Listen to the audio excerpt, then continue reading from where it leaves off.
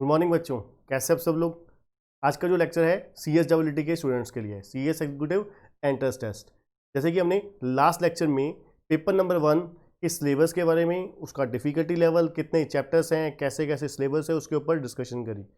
अब हमारा जो सेकेंड लेक्चर है वो है पेपर नंबर 2 के ऊपर। पेपर नंबर 2 क्या नाम है उसका? Legal aptitude and logical reasoning. ये देखा जाए सबसे लेंथी सिलेबस है, लेंथी सब्जेक्ट है हमारे पूरे के पूरे CSEE के कोर्स का। ठीक है जी। CS एग्जीक्यूटिव एंट्रेंस टेस्ट का जो पेपर नंबर 2 है legal aptitude and logical reasoning 50 number का है, 50 मार्क्स का है ये भी। ठीक है, बाकी सब्जेक्ट्स की तरह। ठीक है, पर इसमें जो वेटेज है, सिलेबस जो है वो काफ़ी इंपॉर्टेंट है, काफ़ी आपको आगे भी सीखने को मिलेगा। ठीक है, सारा का सारा सब्जेक्ट जो है बहुत इंटरेस्टिंग है, बहुत कुछ सीखने को मिलेगा। ठीक है, वन बाय वन आपको इतनी सारी चीज़ें सीखने को मिलेंगी। आप सोचो कि जितना हमारे बाकी दो सब्जेक्ट्स में अगर आप लगाओगे उसके इक्वलेंट एक सब्जेक्ट में सिलेबस है। बहुत ही लेंथी सब्जेक्ट है ये वाला। ठीक है, और इंस्टीट्यूट के मटेरियल के अकॉर्डिंगली आप देखोगे अप्रोक्स 329 पेजेस का ये सब पेपर है। पूरा का पूरा जो बुक है 329 पेजेस की है। ठीक है, काफ़ी कुछ आपको सीखने को मिलेगा। ठीक है, तो चलिए वन बाय वन हम बात करते हैं पेपर नंबर 2 के ऊपर, legal aptitude and logical reasoning. ठीक है, लीगल एप्टीट्यूड 25 मार्क्स का और लॉजिकल रीजनिंग भी 25 मार्क्स का है। पहले हम बात करेंगे ए सेक्शन के बारे में, मतलब लीगल एप्टीट्यूड के बारे में। लीगल एप्टीट्यूड में आपके कौन कौन से आ जाते हैं? 1 से लेकर 4 तक। Logical reasoning 5 to 8। कहने को तो 4 चैप्टर आपके लॉजिकल रीजनिंग के हैं, 4 ही चैप्टर लीगल एप्टीट्यूड के हैं।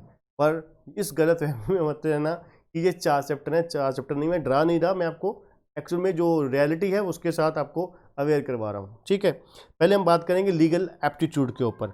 ये है हमारा लीगल एप्टीट्यूड का पोर्शन। ठीक है जी, लीगल एप्टीट्यूड का पोर्शन है हमारा कितने का? 25 नंबर का, 25 मार्क्स का। ठीक है, इसमें क्या क्या सीखने को मिलेगा? इंडियन कॉन्स्टिट्यूशन, इंडियन कॉन्स्टिट्यूशन के बारे में आपको बहुत सारी चीज़ें सीखने को मिलेंगी। इसको आप अच्छे से करिएगा, क्योंकि इसका सबसे बड़ा कारण है ये आप लोगों को एग्जीक्यूटिव में भी आने वाला है। इंडियन कॉन्स्टिट्यूशन जो है आपको एग्जीक्यूटिव में भी ग्रुप 1 में JIGL में सीखने को मिलेगा। ठीक है जी, इसलिए इसको अच्छे से करिएगा। कॉन्स्टिट्यूशन के ऊपर बहुत सारी चीज़ें आप लोगों को यहाँ पर सीखने मिलेंगी। पूरा सिलेबस नहीं है जो एग्जीक्यूटिव में है, उसका 40-50% आप कह सकते हो जो एग्जीक्यूटिव में पढ़ा आपने या पढ़ोगे, पढ़ोगे, उसका हाफ तो एटलीस्ट 40-50% तो है ही है। ठीक है, और ये सारा सेम सिलेबस आगे आपको काम आने वाला है। दूसरा, elements of general laws. General laws में सबसे पहले इंडियन कॉन्ट्रैक्ट एक्ट। ये आप लोगों को, अगर आप सिर्फ और सिर्फ +2 पास हो तो आप लोगों को आगे भी BCom में भी काम आने वाला है। ठीक है, एग्जीक्यूटिव में भी काम आने वाला है इंडियन कॉन्ट्रैक्ट एक्ट EBCL में। ठीक है, economic and business commercial laws. ठीक है, तो इसलिए इसको अच्छे से करिएगा। इंडियन कॉन्ट्रैक्ट एक्ट में बहुत सारी चीज़ें हैं, general contract, valid types of contract, offer, acceptance, बहुत सारी चीज़ें हैं, एक्सप्लेन नहीं किया जा सकता। ठीक है जी, ये भी अच्छे से करिएगा क्योंकि काफ़ी ये भी लेंथी एक्ट है। ठीक है, उसके बाद law of taught. Law of taught भी आप लोगों को एग्जीक्यूटिव में भी सीखने को मिलेगा, यहाँ पर भी मिलेगा। ठीक है, तो अच्छे से करिएगा। ठीक है, उसके बाद है element of company secretary legislation. Company secretary legislation के बारे में आपको CS लॉ के बारे में, CS क्या काम करता है, स्कोप क्या है, ये सब कुछ CS एक्ट के बारे में सब कुछ यहाँ पे बताया गया है। ठीक है, ये सेम चीज़ें एग्जीक्यूटिव में भी, सेम चीज़ एग्जीक्यूटिव और प्रोफेशनल दोनों में आपको आने वाला है। ठीक है, बहुत ही आसान चैप्टर है ये। एलिमेंट्स ऑफ कंपनी लॉ, इसमें बहुत कुछ है आप बच्चों। एलिमेंट्स ऑफ कंपनी लॉ में क्या आ जाता है? एलिमेंट्स ऑफ कंपनी लॉ में कंपनी लॉ के बेसिक्स आ जाते हैं, बेसिक्स ऑफ कंपनी लॉ। ठीक है, टाइप्स ऑफ कंपनीज आ जाती हैं, और थोड़ी थोड़ी चीज़ें जो इनकॉर्पोरेशन ऑफ कंपनी है, memorandum of association, article of association. ठीक है, और इसके अलावा कुछ मिसलिनियस कॉन्सेप्ट्स बेसिक्स आ जाते हैं एलिमेंट्स ऑफ कंपनी लॉ में। ठीक है, मतलब कुल मिला के ये 4 चैप्टर काफ़ी लेंथी हैं। इसमें काफ़ी कुछ आपको 25 नंबर में बहुत ज़्यादा, मतलब अच्छे देखा जाए मार्क्स के हिसाब से काफ़ी अच्छा सिलेबस है। ठीक है, इसमें सारा सिलेबस आपको A to Z आगे जाके पढ़ने को मिल जाएगा आगे जाके, इसलिए इसको अच्छे से करिएगा। क्योंकि जितना ज़्यादा हम लोग फाउंडेशन, जैसे फाउंडेशन में हम लोगों को अकाउंट्स और थोड़ा सा लॉ काम आता होता था, ऐसे ही यहाँ पर कुछ सब्जेक्ट ऐसे हैं जो आपको बहुत काम आने वाले हैं। ठीक है, एज इट इज़ काम आने वाले हैं। ठीक है, पर बेसिक जो होता है वो सबसे इंपॉर्टेंट होते हैं। ठीक है ना, इसलिए बेसिक के ऊपर हम लोग कोताही नहीं बरत सकते किसी तरीके की।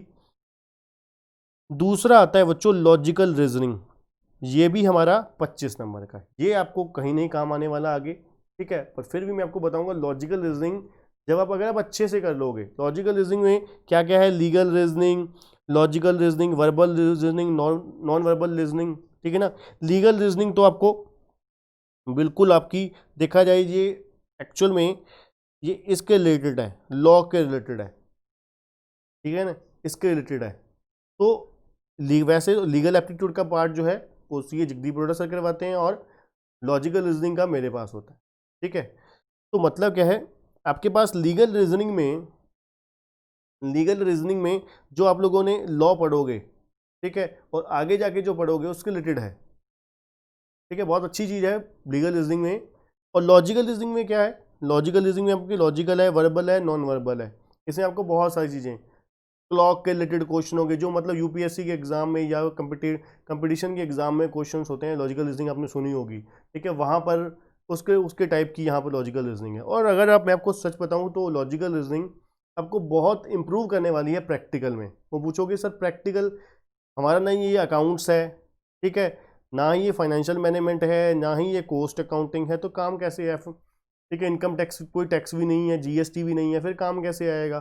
देखिए बेसिक आपके बहुत अच्छे इंप्रूव कर देगा आपको लॉजिकल रीजनिंग। लॉजिक सब्जेक्ट से ही आप आइडिया लगा सकते हो कि आपको लॉजिकल वे में सीखने का, सोचने का तरीका जरूर आपको एक दिशा दिखा देगी कि आपको किस लॉजिक से, किस तरीके से आपको पढ़ना है सब्जेक्ट को, ठीक है ना। कोई भी चीज़ हम लोग सामने देखते हैं तो कई बार ये होता है कि हमें नहीं आता, भूल गया, तो उसका आंसर कैसे देना है, उसका सॉल्यूशन कैसे देना है, ठीक है ना। या फिर कोई भी चीज़ हम पढ़ते हैं, अभी तक हम लोगों की क्या आदत है, +2 में आप मानो या ना मानो 80% एटलीस्ट 80% स्टूडेंट की, बेशक वो कह दें कि प्रैक्टिकल सब्जेक्ट है हम समझते हैं, आप लोग समझते नहीं हो, रट्टे करते हो।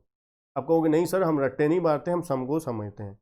बच्चों आप लोग 10-12 चैप्टर होते हैं +2 की गिनती के, आप लोग 10-12 महीने उस चैप्टर को लगे रहते हो, और स्कूल के टीचर आप लोगों के ट्यूशन के टीचर आप लोगों के 12 महीने उसी 12 चैप्टर को रटवाने पे लगे कि क्वेश्चन ये वाला क्वेश्चन कर जो, वो वाला क्वेश्चन कर जो, ठीक है ना। आप लोग रटने पे लगे हुए हो, वो समझ नहीं रहे क्वेश्चन, एक्चुअल में वो रट रहे होते हो आप लोग।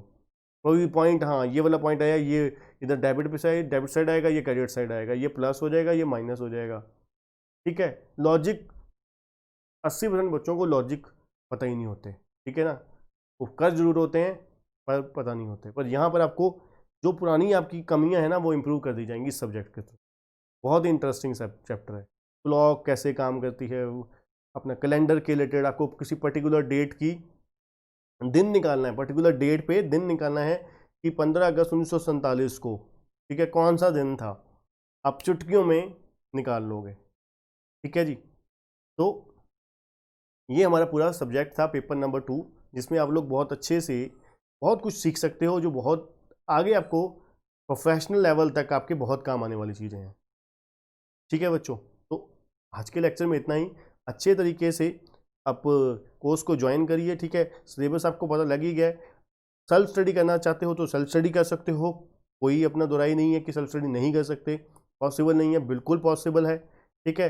अगर आप कोचिंग लेना चाहते हैं, ठीक है, तो हमारी डिस्क्रिप्शन बॉक्स में जाइए, वहाँ पर आपको नंबर मिल जाएगा, इस पर क्या है आप लोग क्या है कॉन्टैक्ट करके जान सकते हैं कि क्या प्राइसिंग है, ठीक है, और सब चीज़ें के बारे में आपको नॉलेज मिल जाएगी, ठीक है। हमारी लेक्चर जो है मोबाइल पे भी प्ले हो सकते हैं, टैबलेट पे भी हो सकते हैं, लैपटॉप पे, पीसी पे, ठीक है, और उसके साथ आपको बुक्स मिलेंगी। बुक्स आप ऑप्शन होती है, आप अगर पे करना चाहते हो तो फिजिकल बुक्स लेना चाहते हो, फिजिकल बुक्स आपको मिल जाएंगी, ठीक है। अगर आप फ्री ऑफ कॉस्ट लेना चाहो तो आप लेक्चर के साथ ही आपको ई बुक्स अवेलेबल हो जाएंगी विदाउट एनी कॉस्ट, ठीक है। उसके साथ आपको नोट्स और टेस्ट सीरीज भी जरूर मिलेगी, ठीक है। तो अगर आप इंटरेस्टेड हो, बाय करना चाहते हो, कोचिंग लेना चाहते हो, किस तरीके का कोई रिस्क नहीं लेना चाहते, तो डिस्क्रिप्शन बॉक्स में जाके आप क्लासेस परचेज कर सकते हैं, ठीक है। आज के बाद लेक्चर में बच्चों इतना ही। Thank you, thanks a lot.